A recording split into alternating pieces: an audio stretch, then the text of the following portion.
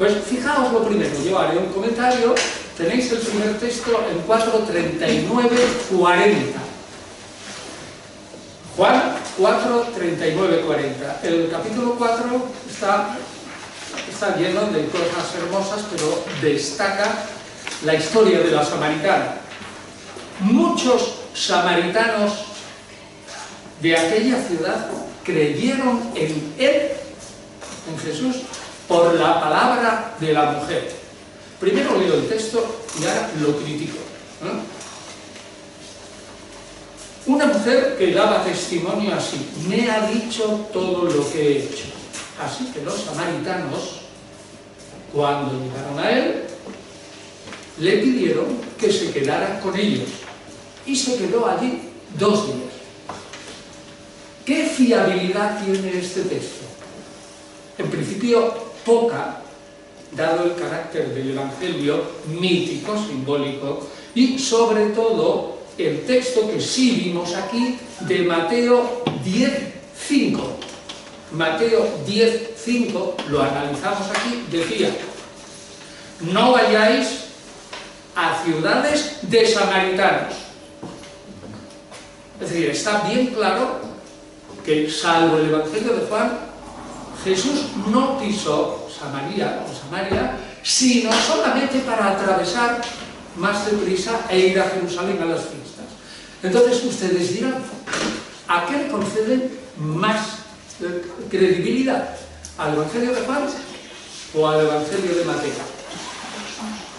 Eso se lo dejo a ustedes, pero ya saben las orejitas del lobo y cuál es mi pensamiento. Mi pensamiento es que el Evangelio de Juan en estos detalles es menos creíble. Segundo, es poco creíble que Jesús se quedara solo. Jesús se quedara solo y mandara allí a los discípulos a comprar provisiones a la ciudad. Y él se queda solo. Tercero, es muy poco creíble, dado cómo es el siglo I, lo que dice el texto después. Todos los samaritanos creyeron porque lo dijo una mujer. Yo lo siento mucho, porque aquí la mayoría son féminas, pero ya sabéis que en el siglo I a las féminas, si no eran 2 o 3, no se les hacía ningún caso. ¿No vale? Cuarta duda. El texto dice que esta mujer tuvo 5 maridos y que Jesús se lo adivinó. Es sumamente inverosímil que una mujer se haya casado 5 veces en el Israel de su tiempo. Y sexto, todo el conjunto parece una muy bella narración en el que, al igual que con la samaritana, y esto es con la María Magdalena, en el capítulo 18-19, que recibe la primera aparición de Jesús, es evidente que aquí hay algo que es como una especie de núcleo literario. El autor presenta la falta de fe en las mujeres y en los hombres. En el hombre lo presenta en Tomás, un discípulo, parte de Judas Iscariote, ese no cuenta. Pero en las mujeres, tanto en la primera aparición a María Magdalena como aquí, se ve claramente que la narración es paso de una mujer que no cree en Jesús a tener una vida y fe imperfecta en el Mesías, porque el Mesías le está hablando de darle agua y ella dice, bueno, estupendo, darle agua que ya no voy a tener más sed física.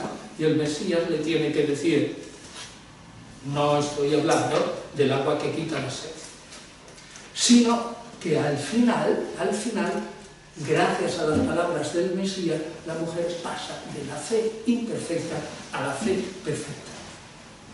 Es decir, a mí me da la impresión que aquí tenemos un relato literario del paso de la fe imperfecta a la fe perfecta. Y el último argumento, y ya son 6 en contra de la veracidad del texto, el último argumento es claro. En ningún pasaje de los sinópticos, en ninguno, dice Jesús que Él es el Mesías. Menos aquí. y estamos en el cuarto evangelio. Además, un Mesías que rompe radicalmente el concepto de Mesías, puesto que en el capítulo 18, cuando hay un diálogo entre Pilato y Jesús a propósito de su realeza, él se afirma un rey, pero afirma que su reino no es de este mundo. A cualquier judío del siglo I que viniera un pretendiente mesiánico y le dijera: mi reino no es de este mundo, creedme que se tiraría por el suelo de risa, porque es una cosa absolutamente insólita e incomprensible. Entonces tenemos 6 argumentos para pensar que este texto no es fehaciente históricamente. Luego no se puede probar con él el éxito de Jesús. 4:45, el siguiente. El texto es: cuando llegó a Galilea, estamos en el capítulo 4. Recordad que al final del capítulo 3 de Juan y al principio del 4 se dice claramente que Jesús estaba predicando en Judea. Eso contradice todo lo que los sinópticos dicen de él. Jesús al principio solo y exclusivamente predica en Galilea. Solo. Luego ya esto es sospechoso. Lo acogieron los galileos, que habían visto todo cuanto hizo en Jerusalén durante la fiesta. ¿A qué se refiere esto? El capítulo 4, lo que hizo durante la fiesta se refiere a la purificación del templo, que está inmediatamente en el capítulo 2 de Juan, después de las bodas de Caná. Capítulo 2 narra las bodas de Caná y luego la purificación del templo. Y ya hemos dicho aquí que es absolutamente inverosímil, después de lo que había ocurrido a Herodes Antipas, que lo sabía Pilato, con Juan Bautista, que un individuo arme la que armó Jesús, purificando el templo, y que hubiera estado 2 años y medio tan tranquilo. ¿Y por qué digo 2 años y medio? Porque también afirmamos en esta clase que la cronología del Evangelio de Juan, con 3 Pascuas, exige que la vida de Jesús fuera de 2 años y medio por lo menos. Y, digamos, la clase anterior, ciertamente, afirmamos que eso era implausible. ¿Os acordáis? Dimos toda una clase entera a propósito de la vida de Jesús. Así que yo diría que este texto, 4:45, tampoco es fehaciente desde el punto de vista histórico. Bueno, pues esto es lo que hace un filólogo. Critica. Que luego resulta que es un crítico, pues yo no tengo la culpa. Es así. 6:1-2. Después de esto se fue Jesús al otro lado del mar de Galilea. Y lo seguía, esto es lo que me importa, lo seguía una gran multitud porque veían los signos que hacía con los enfermos. Signos. Comentario. En el Evangelio de Juan solo se narran 7 milagros y esos 7 milagros son signos de que Jesús es el Mesías y sirven para suscitar la fe. Sin embargo, los sinópticos no es así. No es así. Y además, el Jesús sinóptico se niega a dar un signo para probar explícitamente que Él es el Mesías. Esta generación pide un signo y no se la daré. Solo tendrá el signo de Jonás, a saber, lo mismo que Jonás estuvo en el vientre de la ballena 3 días, del mismo modo el Hijo del Hombre estará en la tierra y resucitará al 3er día. Pero ese es un signo que nadie puede ver mientras la vida de Jesús, suponiendo que sea auténtico. Bueno, así que aquí nos quedamos con una gran multitud. El sintagma, la frasecita esta, una gran multitud, aparece por lo menos 20 veces en los sinópticos. hay que darle una credibilidad por la repetición tremenda de la frase. Es decir, ciertamente a Jesús le seguían un montón de multitudes. Pero ¿cómo es posible, y esta es la única pregunta que yo diría, cómo es posible que Josefo no recalcara en su pequeño relato sobre Jesús lo de las multitudes? Es verdad que se dice, le seguía mucha gente, pero si os acordáis lo que yo leí de Josefo, de Juan Bautista, Josefo dice claramente que Juan Bautista se jugaba el tipo porque atraía tanto a las multitudes que Herodes Antipas, que era un gobernante astuto, preveía un motín a la larga. Este individuo me dice cualquier cosa, trae a las multitudes antes mis despliegues y mi reino está en peligro, y lo mató. Entonces yo diría que lo de la gran multitud, sí, hay que aceptarlo, pero que ese gran, en mi opinión, es un poquito exagerado en los evangelios.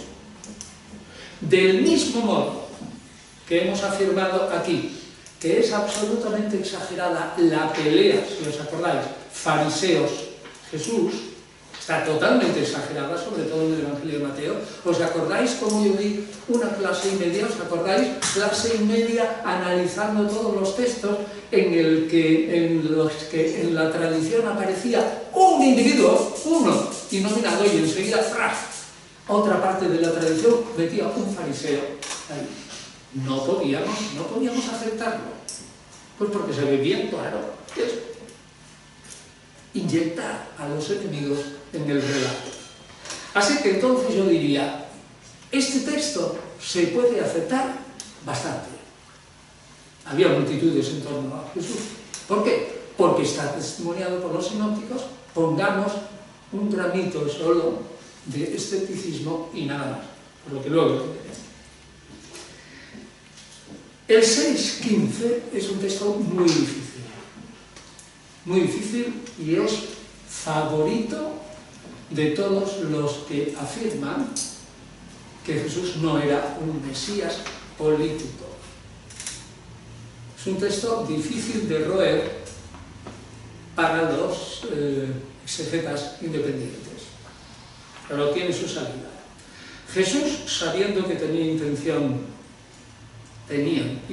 de venir y apoderarse de él, es decir, raptarle por la fuerza, para hacerlo rey, después de que había dado de comer, estamos en el capítulo 6, antecede la comida milagrosa. Le da de comer a la gente, bien que dice, este es el Mesías. Esto sí que se corresponde, digamos, con la mentalidad del momento. Y entonces se acercan a él, le dicen, te queremos hacer rey.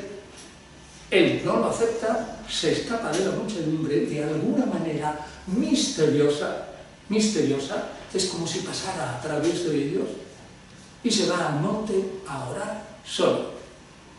Vamos a ver, ¿cómo explicamos que Jesús no quiso ser rey si al mismo tiempo, y antes de llegar al relato de la pasión, yo he dicho claramente que como mínimo tenemos 36 textos en los evangelios que apuntan hacia un Jesús sedicioso contra el imperio, pero a la vez he dicho nunca un Galileo armado, pero por lo menos sedicioso.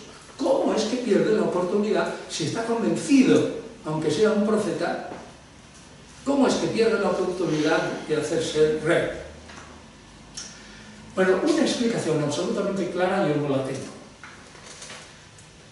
No la tengo, ni la tiene nadie, de tal modo que les pueda convencer a ustedes de mi exégesis. Estamos al principio, una explicación plausible es esta, estamos al principio de la vida de Jesús, y si ustedes analizan los evangelios, se ve absolutamente claro que si hay una sola palabra que defina lo que Jesús pensaba de sí mismo, no es rey, sino profeta. Profeta. Se queja, yo puedo ser un profeta en todas partes, pero no en mi patria. Tanto en Lucas como en Marcos. En la primera vez que va a Nazaret a lanzar un discurso en un sábado. Y segundo, cuando Jesús, en todo caso, hace una entrada mesiánica, que la discutiremos, en Jerusalén, tampoco se llama a sí mismo Mesías. Se lo llaman otros. Ni siquiera en el pasaje del capítulo 14 de Marcos, es decir, Jesús delante del Sanedrín y de Caifás, cuando le preguntan, ¿y tú qué eres? ¿Eres el Hijo de Dios vivo, el Mesías? Él dice, sí, tú lo has dicho. Es bastante claro, pero siempre hay una ambigüedad. ¿Qué es lo que yo pienso? Que probablemente Jesús a lo largo de toda su vida se creyó a sí mismo un profeta. Y que al final, empujado por los más fanáticos de sus discípulos y por un montón de galileos que iban con él, pues probablemente dio el paso adelante y de alguna manera retranqueante, así, o claudicante, Jesús al final de su vida se presentó como Mesías rey, es decir, tuvo aspiraciones mesiánicas. Y eso explica, cuando llegue el momento, los textos que aclararemos en este sentido. Así que, en síntesis, Juan 6,15 es un texto difícil, yo no lo sé explicar bien del todo, probablemente Jesús de alguna manera acepta, si en Marcos, ¿os acordáis? Lo hemos visto muchas veces, la confesión de Pedro en Cesarea de Filipo, cuando le dice a los discípulos, ¿qué opináis? ¿Qué opina mejor la gente de lo que yo soy? Y dice, pues uno dice que tú eres Elías, uno que un profeta, y él se queda así un poco pues pensativo y le pregunta a Pedro, oye, ¿y tú quién crees que soy yo? Y Pedro le dice, tú eres el Mesías. Jesús no lo niega, según Marcos, Jesús no lo niega.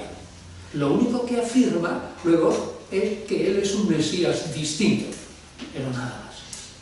Así que estamos en un embrollo, pero un embrollo de tal calibre que verán ustedes, si analizaran libros, sobre todo de filología alemana de principios del siglo XX, 1900 a 1940, en los que se afirma taxativamente que el mesianismo de Jesús fue inventado por los discípulos y por la iglesia primitiva y se le pegó a las espaldas como una mochila a un individuo que solo se creía un profeta.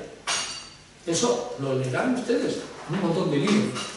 Yo creo que no fue así, pero estamos en un punto oscuro que nunca dilucidaremos con entera claridad y la discusión seguirá eternamente entre los eruditos. Lo cual viene muy bien, porque para muchos teólogos el que siga la discusión, como les paga el Estado,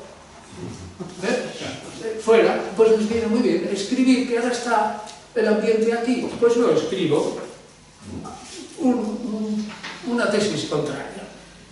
Y va el péndulo de la investigación pasando de un lado a otro y eternamente tenemos materia para escribir.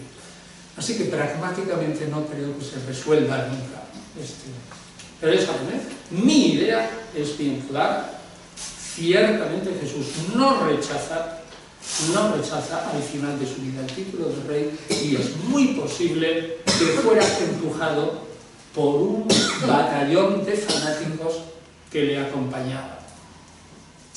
Y 6:22. El texto 6:22, miren, al día siguiente la multitud que había permanecido en una orilla ve que allí estaba Jesús solo. Luego que los demás, los discípulos habían embarcado, luego que Jesús les aparece, que aparece en otro lado. Bueno, aquí no está el texto completo, pero todo el pasaje si ustedes tuvieran un Nuevo Testamento lo verían, resulta que lo que quiere decir Juan aquí es que de alguna manera Jesús quiere escabullirse, manda a los discípulos por un lado, él va por otro, intenta un poco despistar a las multitudes, pero las multitudes le siguen. ¿Esto es verosímil? Bueno, no, ni sí ni no, yo no puedo negarlo, y encaja con que el éxito de Jesús es suficiente. Bueno, el texto del siguiente, 8, 54, 59, es un texto ambiguo. Léanlo y ahora lo leeremos y verán ustedes, con todo lo que yo les he ido diciendo, que ninguno de ustedes será capaz de atribuir este texto al Jesús histórico. Leanlo. 8, 54, 59, el último. Si yo me doy gloria a mí mismo, mi gloria es nada. Esta manera de hablar de Jesús es tan distinta al del Jesús de Marcos, Mateo y Lucas, que estoy convencido de que casi están hablando de dos Jesuses distintos. ¿Os parece nada? El que me glorifica es mi Padre.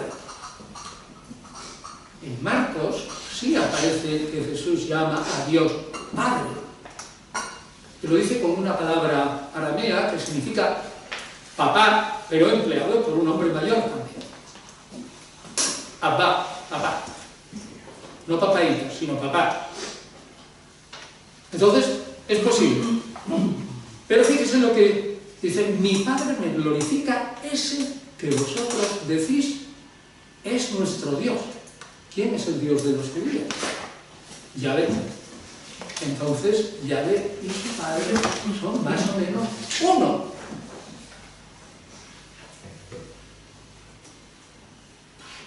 Esto es imposible de sostener en el Jesús histórico. Jamás se llamó Dios, nunca, nunca jamás. Menos en el cuarto evangelio. Vosotros no habéis conocido al Padre, dice el verso 55, pero yo sí lo conozco. Es la imagen de un revelador que, estando en el cielo, ha conocido al Dios trascendente, desciende a la tierra y revela a ese Dios trascendente.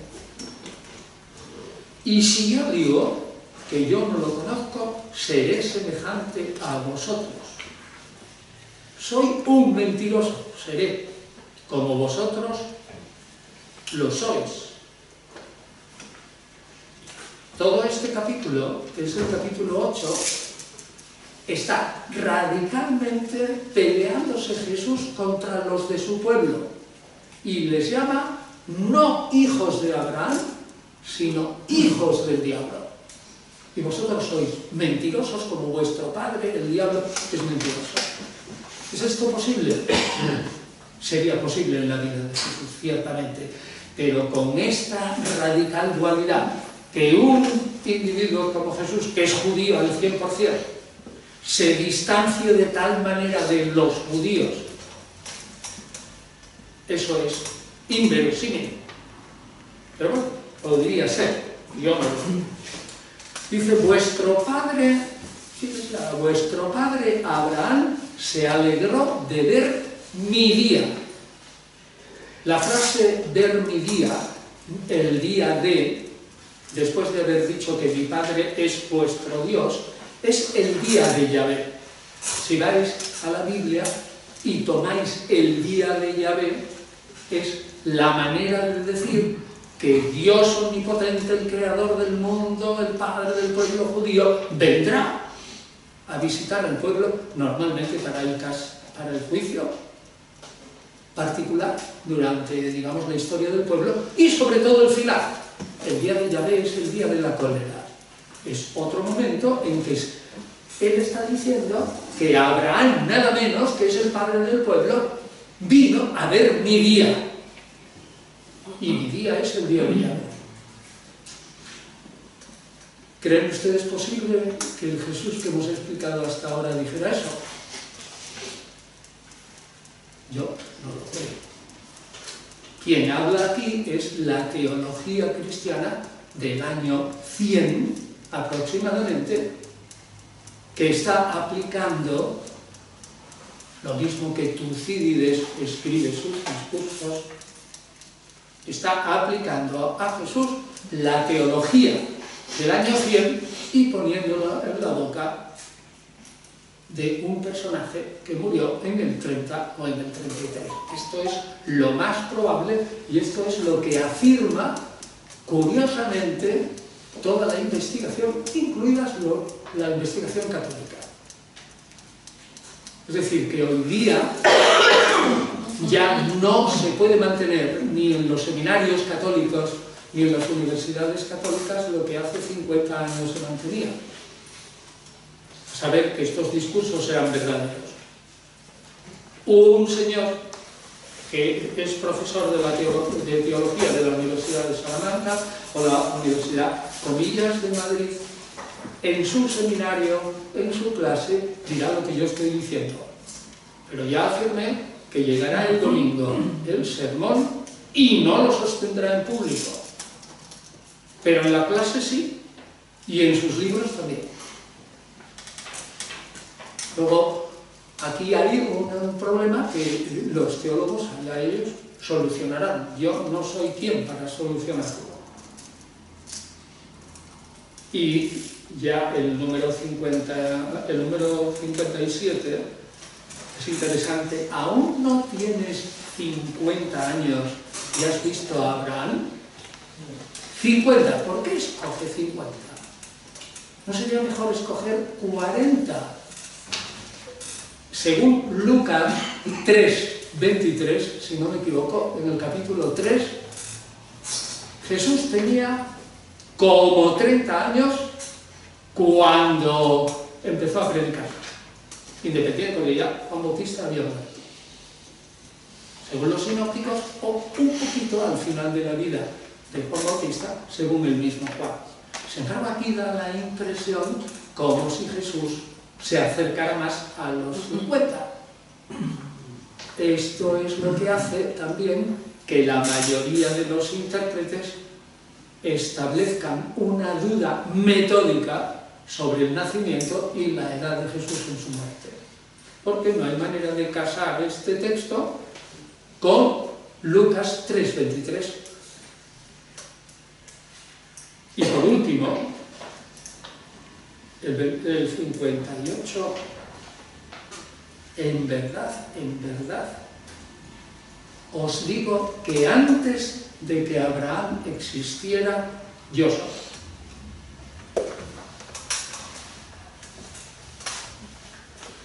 Esa afirmación es exactamente la misma que Juan 1:1, al principio era Dios y la palabra existía junto a Dios y la palabra era Dios. Se discute mucho esa traducción y se puede discutir hasta eternamente lo que se quiera. Solo faltan artículos y en fin, algunos dicen que precisamente es una oración copulativa sencilla y el predicado, yo soy Dios, lo mismo en castellano que en griego no lleva artículo. No se dice yo soy el Dios, sino yo soy Dios, aunque te refieras a el Dios porque solo hay uno. No lleva artículo, sin embargo hay mucha gente que insiste, como no lleva artículo es otra cosa, otra traducción, yo no lo veo. Bueno, pero lo cierto es que el espíritu teológico de Juan 1:1 está aquí.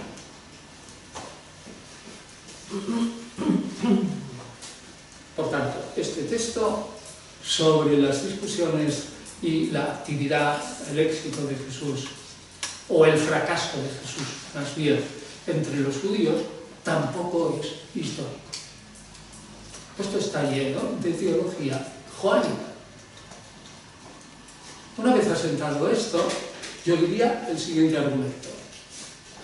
Si tomamos la historia del cristianismo primitivo y vemos los primeros que atacaron a los cristianos, una de las cosas que lanzaron a la cara a los cristianos es: vuestro maestro fue un rabino fracasado, y fracasó y lo mataron. Es decir, es inverosímil que los cristianos hayan inventado el fracaso. Si todos los enemigos del cristianismo constatan que Jesús tuvo un fracaso en su vida, en la predicación, no convenció a la gente de la venida del reino, ni en Galilea ni en Jerusalén, por el argumento de dificultad, criterio de dificultad, tenemos que aceptar que ese fracaso fue auténtico. Es decir, que aparte de los textos que yo he leído en la clase anterior y en esta, pues hay que admitir que Jesús, si predicaba en Judea, como dice el Evangelio de Juan, salió corriendo de allí por miedo y se fue a Galilea, que en Galilea fracasó y se fue a Jerusalén, donde se metió en la boca del lobo. Pero hay que constatar, y eso lo he dicho muchísimas veces, que Jesús fue, en cuanto a maestro de la ley y convencedor al final de todo, pues no convenció. No convenció, y he hecho bien, creo yo, a pesar de las críticas, en definir a Jesús como un rabino fracasado, lo cual, distinguiendo perfectamente a Jesús de Nazaret como rabino fracasado, un hombre exitoso, sin duda alguna, yo no lo niego. Ahora lo diré. Estoy convencido de que era un tremendo predicador, lo he dicho además, con grandes cualidades literarias. También he dicho en clase que las parábolas son lo más maravilloso que tiene la literatura judía del siglo I, las parábolas de Jesús, nadie lo niega, pero sí es cierto, y ahora lo comentaré, que no consiguió su objetivo, no lo consiguió. Y eso a mí me ha valido 1000 veces en las discusiones que he tenido, también 1.000.000 de veces a propósito de la existencia de Jesús, diciéndoles, bueno, si diferenciamos entre Jesucristo y Jesús de Nazaret, que es un rabino, un maestro de la ley fracasado, ¿qué inconveniente tenemos históricamente en admitir a este personaje? No tenemos ninguno. No hay argumento, ninguno. A partir de ahí, en contra, no hay argumento racional para tú decir, yo no creo que este maestro de la ley fracasado no existiera nunca. Eso fue un mito de sus discípulos. Pero ¿cómo va a ser un mito de sus discípulos? ¿Cómo atacaban los grecorromanos al cristianismo en el siglo II? ¿Cómo van a construir un mito de un rabino fracasado? ¿No se dan cuenta que eso es imposible?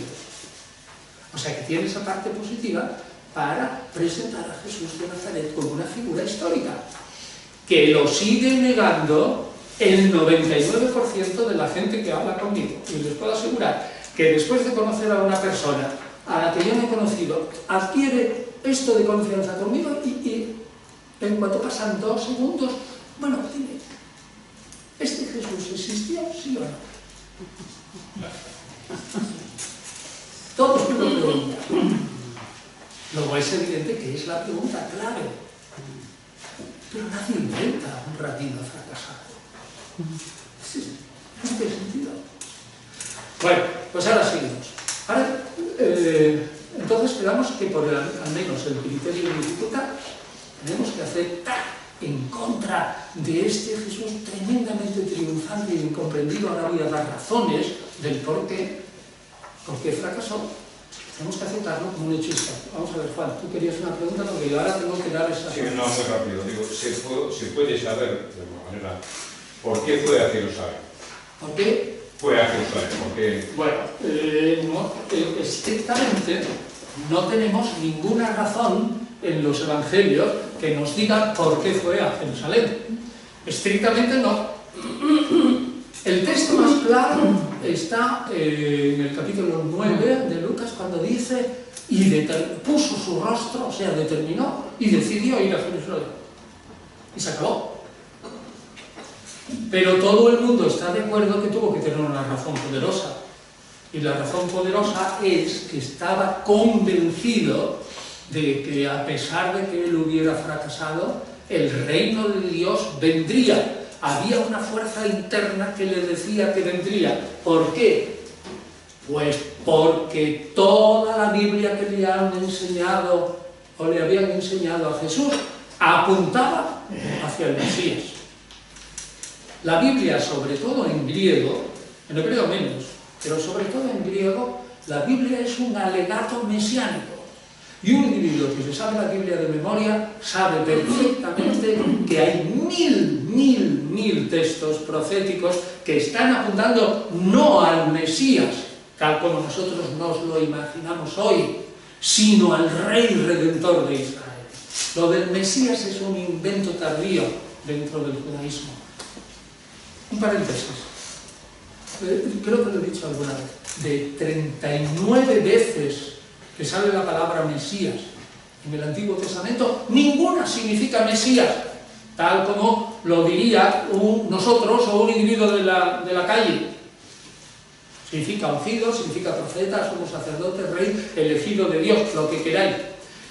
El primer libro mesiánico, totalmente mesiánico, que nosotros conocemos y que corresponde a la idea que nosotros, siglo XXI, tenemos del Mesías, son los Salmos de Salomón, del año 60 a.C.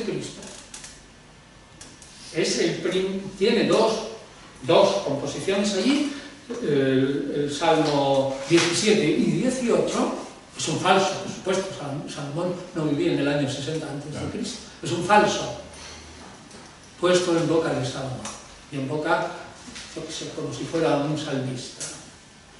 Si ustedes cogen el Salmo 17, dicen, yo reconozco que este es un Mesías, tal como lo entiendo hoy. El mesianismo se forma en el siglo I, en el siglo II, si queréis, antes de Cristo, y está plenamente formado cuando Jesús vive, pero no antes. Entonces yo no te puedo responder por qué él fue allí, probablemente pues porque tenía en su cabeza Zacarías 14, que dice claramente que Dios en el día del momento pondrá su pie en el monte de los olivos, 14:1.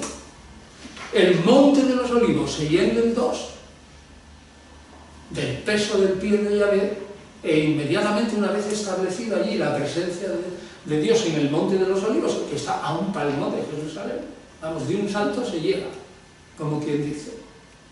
Inmediatamente bajan las tumbas, entra un torrente cedrón y entran en Jerusalén y se establece el reino de Dios. La respuesta es, probabilísimamente, movido por Zacarías 14 y movido por el ambiente general que dura hasta hoy. Ahora lo explico. El ambiente general que dura hasta hoy de que Yahvé aparecería el último día en Jerusalén e inmediatamente se inauguraría el reino mesiánico, él dijo, bueno, yo he fracasado aquí, es Jesús, yo no he conseguido mover los corazones de los galileos, pero voy allá donde se ha de presentar el Mesías y con un empujoncito, probablemente Dios se apiadará de la fidelidad de su siervo e inaugurará el reino de Dios. Es que el reino de Dios no lo iba a inaugurar según Jesús, nada más que Dios. Si es que se puede ser rey de Israel y pretendiente mesiánico sin tener un ejército. El ejército son las legiones de ángeles. ¿Tenía un ejército la comunidad de Conrad? Pues no, eran 4 gatos. Sin embargo, iban a pelear contra Roma. ¿Por qué? Pues porque en sus escuadrones, que eran 4 gatos, además llenos de sacerdotes sin armas, allí estaban peleando los ángeles. Pues a Jesús lo mismo. ¿Puedo probarlo? No, pero es el ángel. ¿Y de dónde lo saco? Está solo en el Evangelio de San Mateo, en el capítulo 26, cuando dice, no, yo no quiero un ejército. ¿Acaso no podría yo pedir a Dios que vengan 12 legiones de ángeles? Es decir, este individuo podría ser el rey de Israel y podría ser un enemigo tremendo de Roma. pero no necesitaba ejército ninguno.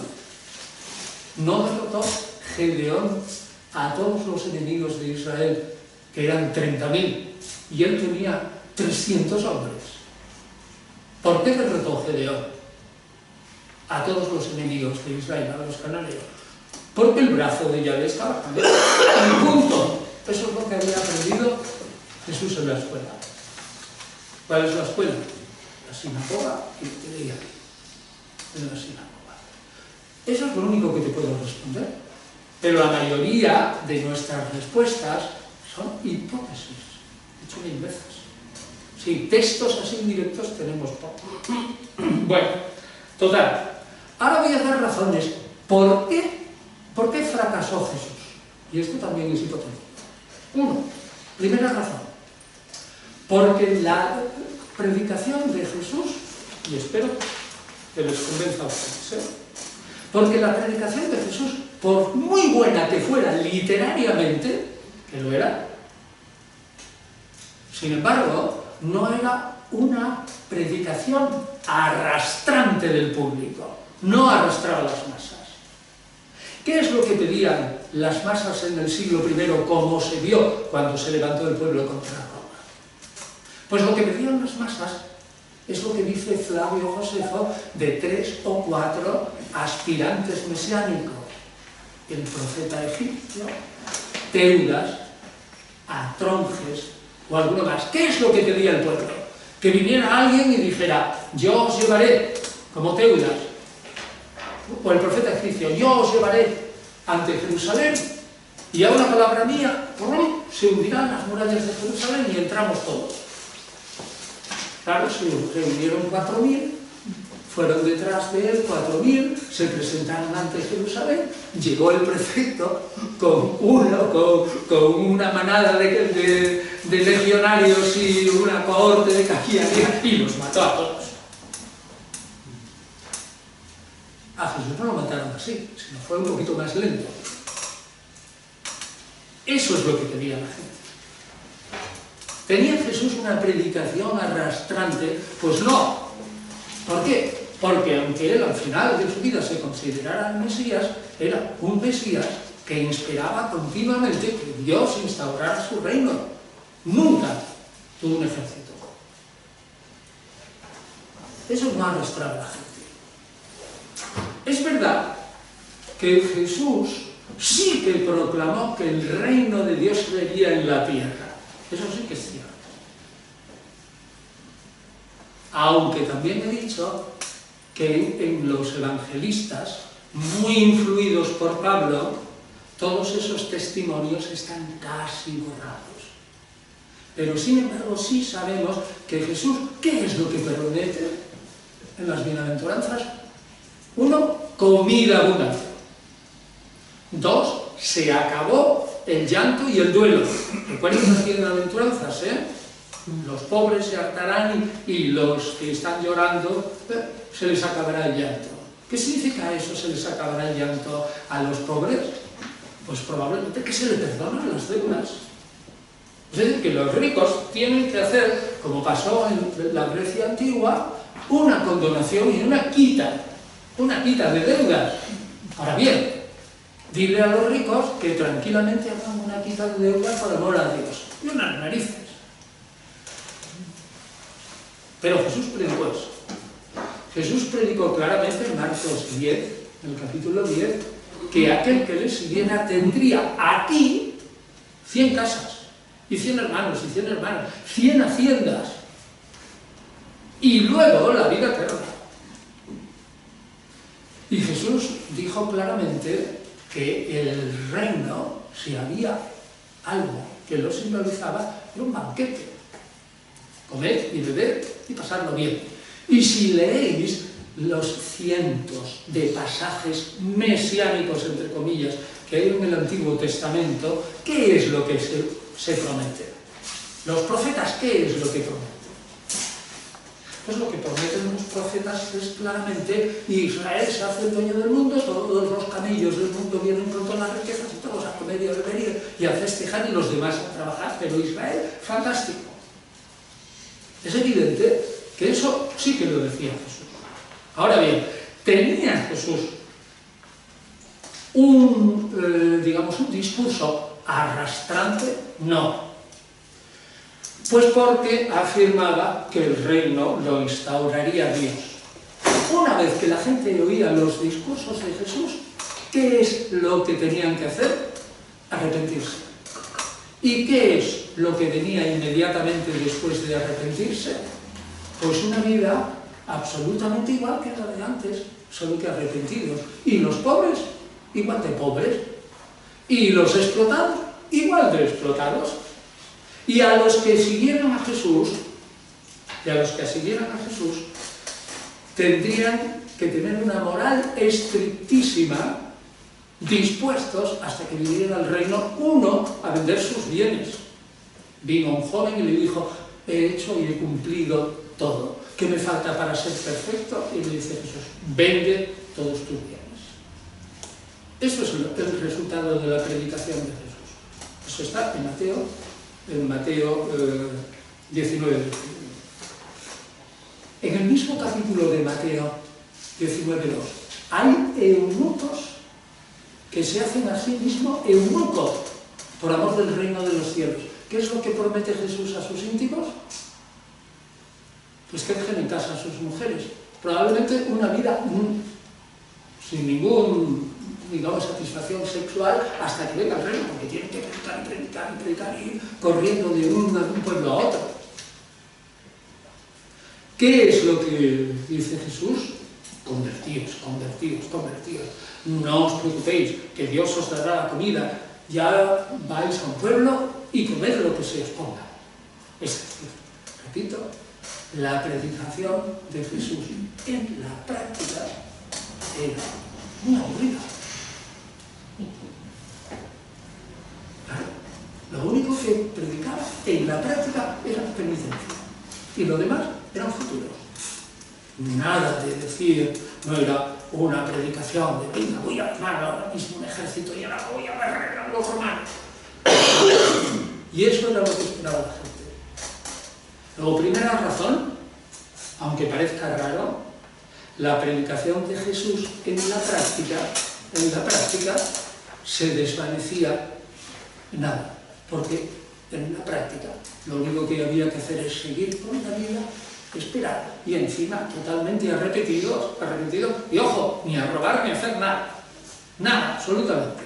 Y los pobres, pues probablemente vivirían mejor si los ricos vendían todo y en fin se repartían, pero como eso no lo hacían.